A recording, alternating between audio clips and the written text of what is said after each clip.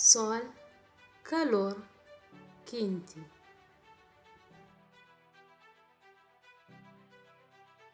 Sol é uma estrela do sistema solar.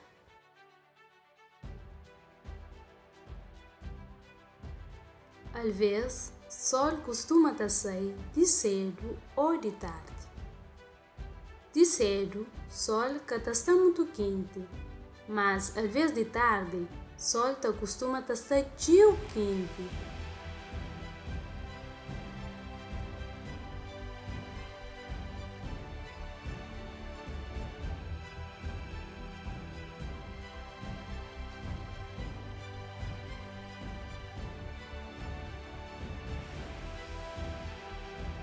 Sol nasce na leste e ele acaba na oeste. Luz de sol dura 8 minutos para chegar à Terra. Sol é um tipo de estrela que também é chamado de anão amarelo, onde, comparado com as outras estrelas do sistema solar, ele é um dos mais pequenos. Comparado com nossa Terra, Sol é uma grande. Na ele pode caber mais de 1 milhão de terra.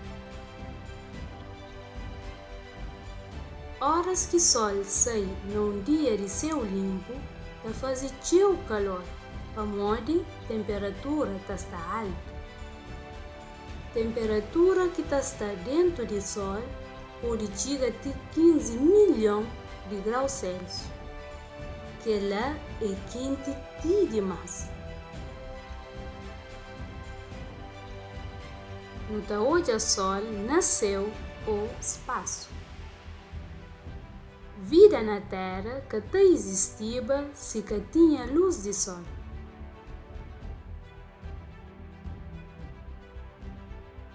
Pergunta: que hora que Sol nasce? Para modo que Sol é importante para a natureza.